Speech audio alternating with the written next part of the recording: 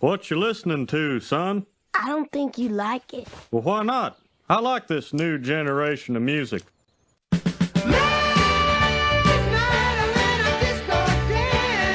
God, it's all...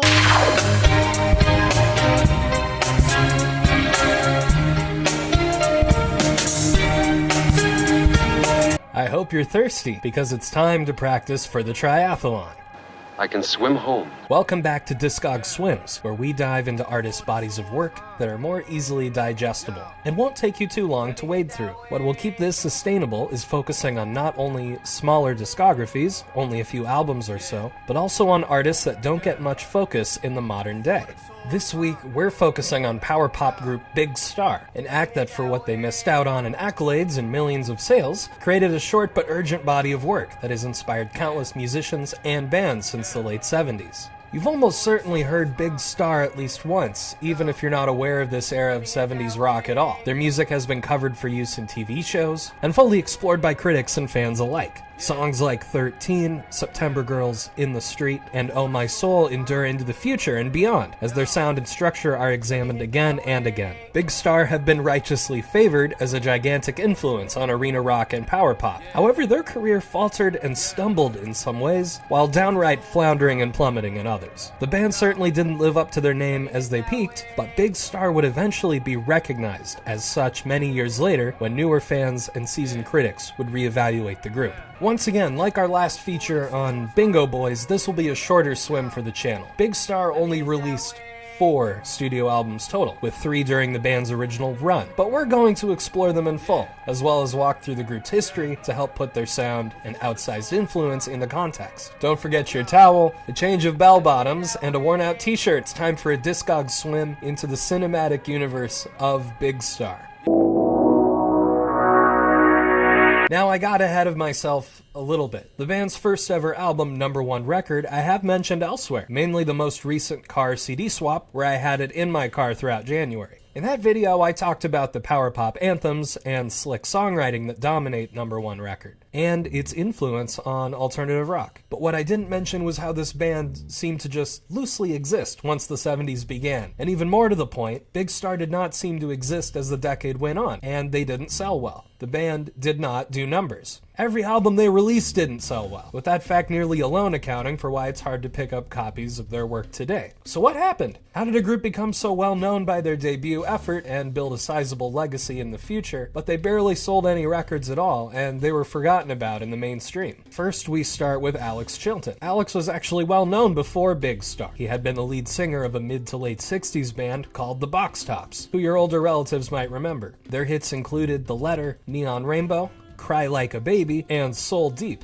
carving a niche into blue-eyed soul and light pop during that time. Once 1970 rolled around, though, the Box Tops were about done. Their sound was no longer in as high demand, and so the members went on their separate ways. Chilton, now going solo, practiced his guitar skills to be on par with his singing, and he had some notable run-ins, like hanging out with Roger McGuinn of the Byrds and being invited to be the frontman of Blood, Sweat, and Tears. He ended up turning that down. What a world that would have been. Returning to Memphis, Chilton sees his old buddy, Chris Bell, perform a show with the band Icewater, rounded out with Jody Stevens on drums and Andy Hummel on bass. After showing Icewater his own song, Watch the Sunrise, Chilton joins the group and they rename themselves Big Star, after the Memphis-based supermarket chain of the same name. I'm not kidding around here, it was apparently inspired by the snack runs they went on when the studio was down. Now newly christened and loosely associated with each other, Alex Chilton and Chris Bell sought to write the first album for the group, and they had an intent on mirroring the Lennon-McCartney partnership. After dividing up songwriting duties, lead vocal responsibilities, and lots of studio experimentation with polishing from John Fry of Ardent Studios, Big Star were ready for their first record.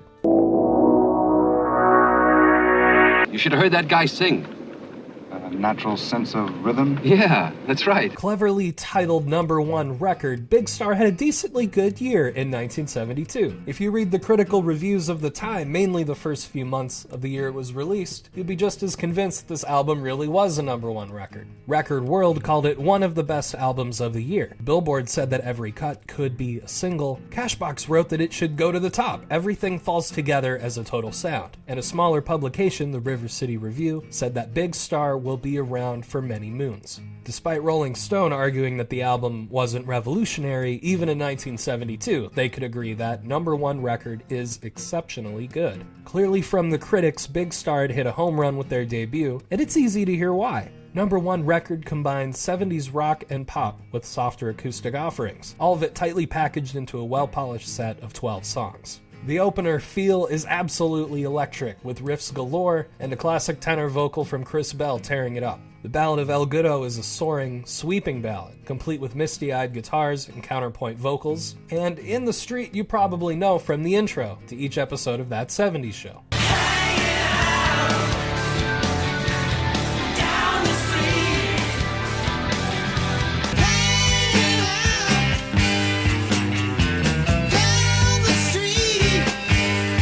13 is a softer acoustic ballad from Chilton, and like track 2, it features him on the lead vocals. It's one of not only Big Star's brightest songs, but it's unquestionably influential on softer alternative acts like Matthew Sweet. Don't Lie to Me is a raucous and high-energy rocker like the opener, and even bassist Andy Hummel has a song to contribute. The India song is short, and it brings some comparisons to that of Donovan. Donovan! Who's this Donovan? Flipping over to side B, When My Baby's Beside Me is an upbeat jam with ideas straight from the catalogs of early Beatles and probably mid-career CCR. My Life Is Right and Try Again are groovier, moodier, and they have slower tempos from Chris Bell, some of which really reminds me of David Gilmour's solo stuff. Sandwiched in between those cuts are the Chilton songs Give Me Another Chance and Watch the Sunrise. Remember, that's the song that started the band. The record's last song, Street 100/6, composed by Bell and Chilton, it's very vocally layered, and it's an acoustic track that runs only a minute long. Caps off the album pretty well. All of this feels pretty good for Big Star. A well-received debut out of the gate, complete with excellent songs all the way through. But I did mention before that the group didn't sell well, or get a chance to climb the Billboard ladder as often as their peers. So what's up with that? The band's label, Ardent Records, was known as a comparatively small fry label, solely based in Memphis with their own studio to produce and record. Now that isn't just a reference to the label's founder and, by default, Big Star's producer, John Fry. Ardent Records, being truly small fry, required distribution deals with bigger fish. And so Stax Records, the main competitor to Motown, handled all of that business. The one thing with Stax is that, being the main competitor to Motown, they were interested in maintaining their foothold in R&B, soul, and gospel records that they were best known for. Stax had a defined sound, and branched easily into country and southern rock, but this meant distributing a smaller label's catalog, like Ardent and their rock and pop material.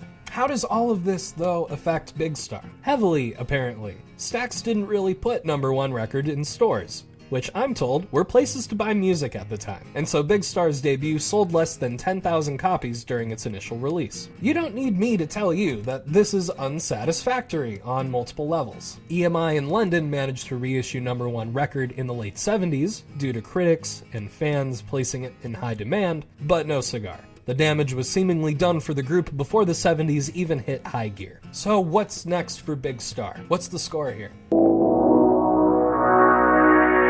The score here is that some things were kept the same, others shaken up, for fun, or for the sake of whatever we ball. Chris Bell, one of the main songwriters you remember, left the band. I think I'll be leaving the band now. When? Now. And became inactive musically for 4 to 5 months. Alex Chilton had plenty of songs ready to go, and finished them, quote, by committee, with Hummel, Stephens, and with Richard Roseborough and Danny Jones, the group's supporting drummer and bassist, respectively. The result of all of this shakeup is that once again, things seriously paid off. Big Star went back to the studio at Ardent Records in Memphis, and not only recorded a strong follow-up, titled Radio City, but one that would be regularly considered the band's finest record. Critical reviews upon Radio City's release in 1974, barely 2 years after number one record, were rapturous. Record World was back to call the musicianship superb. Billboard described it as a highly commercial set of songs, and Cashbox wrote that it was a collection of excellent material. Even Robert Christgau weighed in, and he stated Radio City was brilliant and addictive. and asked of us, can an album be catchy and twisted at the same time? Yes, Robert, it sure can. Oh My Soul, with a few lyrics contributed by Chris Bell before he left, opens the album with a terrific slice of mid-tempo power pop and southern rock. A fun fact is that it's mixed in mono, with no stereo version ever surfacing. Life is White and Way Out West not only feature more contributions from bassist Andy Hummel, but keep the record steadfast in its approach. Elvis Costello and REM appear closer and closer in the rearview mirror, and you can tell that they were inspired. What's Going On and Mod Lang not only feature supporting drums and bass from Roseboro and Jones, but are some of the catchier, weirder songs on the record. The song You Get What You Deserve, credited to Chilton, is a straight-ahead banger, and vocal melodies that seem to have influenced everything from Elliott Smith to the Cars to the Smithereens. Back of a Car and Daisy Glaze are mid-tempo and more instrumentally articulate, with the former being one that used leftover lyrics from Chris Bell once again. She's a Mover might be the most southern-styled of this track list. There's funkier guitar parts and callbacks to the jazz organs from earlier in the record. September Girls might be the major highlight of Radio City, with Chilton's confessional songwriting and upbeat guitars dominating the mix. Listen closely to a Mando guitar buried in there. The last two songs, Morpha 2 and I'm in Love with a Girl, were released together as a single for Radio City, and they run a lot shorter than the other songs. One thing you'll notice is that, in across all 12 tracks, Radio City is rougher around the edges, and has less bottom end than number one record, even though John Fry produced both of them. So like before, one would typically imagine that this is nothing but good news for Big Star. The band had beaten the sophomore slump that many groups experience, and despite losing a core songwriter, the band had gained some serious chops and critical acclaim to be talked about for decades. So that means Radio City sold well, right? It barely sold anything at all, just like number one record. Like its predecessor, Stax Records was in charge of distribution that Ardent Records didn't handle. So this meant Radio City wasn't available in stores at all. People keep telling me that having an album in stores really helps. There was another problem. Stax Records, though being Ardent's distributor, handled off their own distribution over to the much larger Columbia Records. This doesn't sound like a problem right away, but once Radio City was released, Stax and Columbia became embroiled in a disagreement about catalog distribution, meaning that grandfathered in small fries, like John Fry, and Ardent Records would get shafted. The max amount of copies that Radio City likely sold during its run was short of 20,000, so it barely did twice the numbers of their debut. But don't be sad. Like I said earlier, Radio City became a cornerstone for power pop, inspiring countless artists very familiar to the mainstream, and it's considered their finest work across the board. This should mean that things get easier, right? Things did not, in fact, become easier for Big Star. Less than a year after Radio City, bassist Andy Hummel left the project, leaving Alex Chilton and Jody Stevens as a duo. They attempted to record new material back at Ardent Records with a revolving door of Memphis musicians to fill things out, but sessions just kept falling apart. Alex Chilton seemed to always be on the verge of a breakdown, and with two power pop records under his belt that critics adored, but fans and listeners literally couldn't buy them, you can't really blame him. Chilton's new material was far away from power pop and 70s rock, increasingly fragmented and unengaged from any particular genre. Chilton and Stevens would lose energy and interest over time, and even regular producer John Fry was ready to stop work entirely. Jim Dickinson later stepped in to help produce the record. Big Star's third album was musically complete by the end of 1974, but because of things I just told you about, and the plummeting financial state of Ardent Records, the white label test pressings went unheard, and the album was left unfinished. By 1978, now cleverly titled Third, finally was here, with Passport Records acquiring the Ardent tapes and releasing the result. Rykodisc from Warner Brothers would re-release this with the title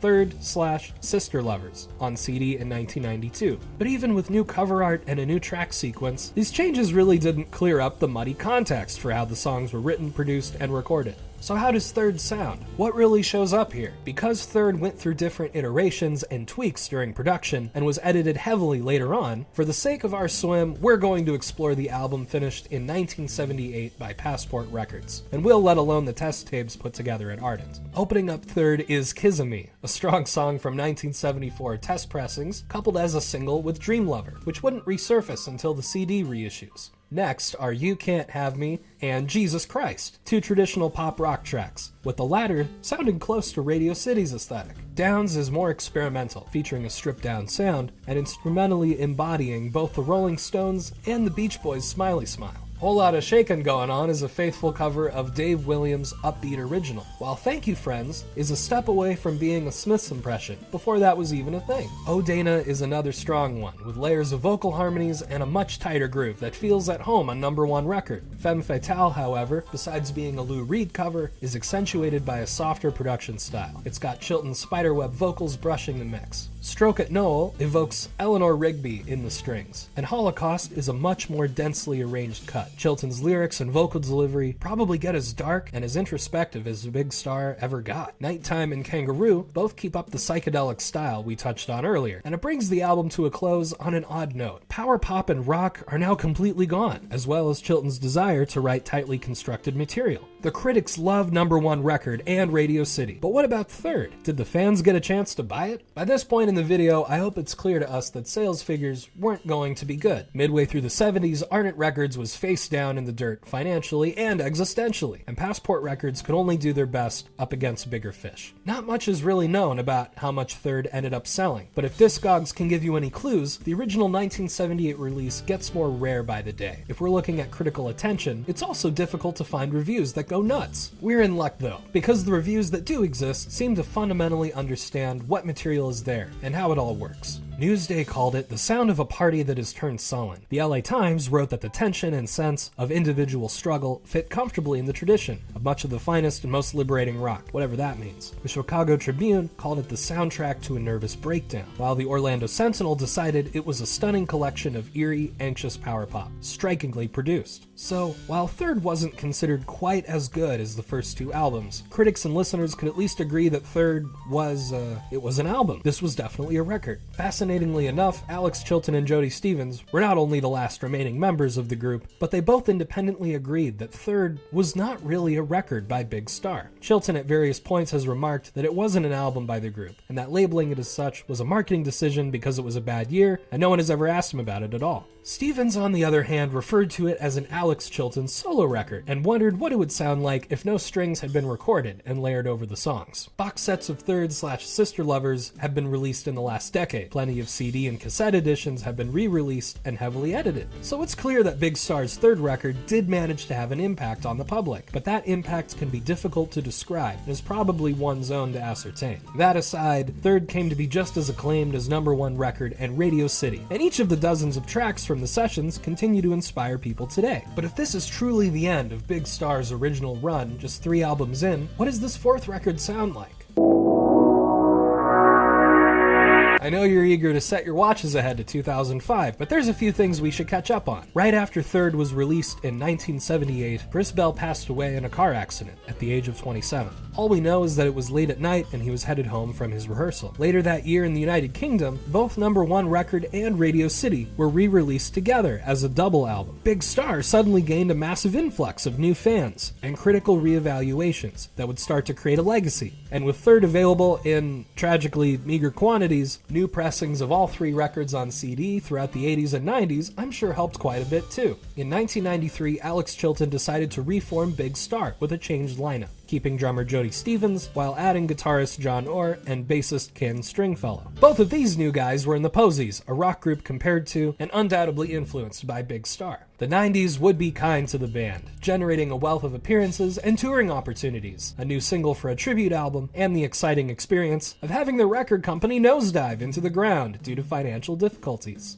Thank goodness you're paying attention, because if you can believe it, this has happened before with these guys. Jump ahead about 10 years, and in 2004, this version of Big Star goes on to record a new album, becoming the band's 4th overall. Rykodisc, you remember these fellas. They were the ones that re-released Third/Sister Lovers on CD during the 80s and 90s, and they became the label distributors for the group's new record. In Space was released in 2005, and it became Big Star's final album. So what does a 4th Big Star record sound like in 2005? Granted, half the band is different, they're back recording at Ardent Studios for whatever reason, and allegedly all 4 members contributed equally to the songwriting. In Space begins with Donny, and it's very reminiscent of the band's first 2 records. It's powerful stuff, the production quality is remarkably similar to #1 record, and Chilton's voice doesn't sound so bad decades later. Lady Sweet is fascinating because it almost combines #1 record with Third, and nobody really expected that in 2005. Best Chance and Turn My Back on the Sun feel like completely new takes on the group's sound. The former is closer to Radio City power pop and rock, but the latter is an altered state Beach Boys clone. It's like if Bruce Johnston had total creative control of the Lemonheads. Love Revolution is very funky and introduces new ideas, but none of them are very good. And although I don't typically rank stuff like this, I just don't think the song is very good. It might be my least favorite track from Big Star. February's Quiet and Mine Exclusively are back to straightforward pop rock, and it feels like Chilton was inspired by Elvis Costello more now than it used to be the other way around. A Whole New Thing is in this vein as well. Aria Largo is a cover of the Baroque tune of the same name, arranged by the band, and it's easily one of the more interesting cuts on the record. It's similar to how Third would have sounded instrumentally if the group had more time and more money on their side to get it done. Hung Up with Summer and Do You Wanna Make It are once again altered state Beach Boy clones, if you rewind back to 1963. But the guitar lines are pretty slick. The saxophone solo on the latter one does slap pretty hard. Makeover is a great upbeat power pop jam to close out In Space. And it's probably the silliest song Big Star has ever released. Musically, it's not too far off from the sessions of Radio City, but lyrically it's just plain absurd. You probably wondered at this point in time if In Space sold well. Considering it was a legacy effort from a well-respected group, it had new members to offer interesting ideas, plenty of saxophones this time around, this has got to have done numbers, right? You know the answer to this one, but there's a surprisingly abundant amount of LPs and CDs of it floating around. So maybe it did as well as Radio City, which still wouldn't be that great. I don't know how to break this to you gently enough. Starting with the good news, Big Star went on to tour throughout the 2000s and made it to 2010, enjoying a new amount of success around the country that granted them even more critical evaluations and a legion of new fans. Reissues of their albums on LP and CD only helped with this sort of thing. Alex Chilton sadly passed away from heart issues in 2010, which effectively ended Big Star as we knew them. Besides Jody Stevens still being around and working on music, the other members that were grandfathered in probably have something else to do. The main element to Big Star in the world today is that they're very much, emphatically still here. Chilton at various points in time would downplay the role that Big Star had on influencing modern pop and rock. But unquestionably, dozens of artists that we all know today have had some kind of inspiration from them, whether directly or indirectly. REM cited Big Star as a major influence on songwriting, guitar playing, and their lyrical style. Elliott Smith has vocal melodies and chord progressions on Either Or, XO, and Figure 8 that are highly reminiscent of songs from Number One Record and Radio City especially. Paul Stanley from Kiss spoke praises of Big Star's song structures and power pop sound, while the Replacements, Wilco, and Matthew Sweet have been inspired by them in no small way. And with that, we've taken yet another swim into an artist's discography in just a few albums. Today we explored the world of Big Star, one of America's finest power pop bands that influenced countless alternative acts, even if they barely sold any records. We'll just have to see how it goes when the next DISCOG swim comes around. So be sure to stay tuned to this TV channel. Don't forget to click the thumb button, write a comment below if you want to talk about Big Star, or tell us if you just enjoyed today's dive. Don't forget to click the subscribe button to stay with us. It's fun and cool to talk about music and the fascinating mysteries of the universe. This is Jack T. Russell signing off for this weekend. Good night!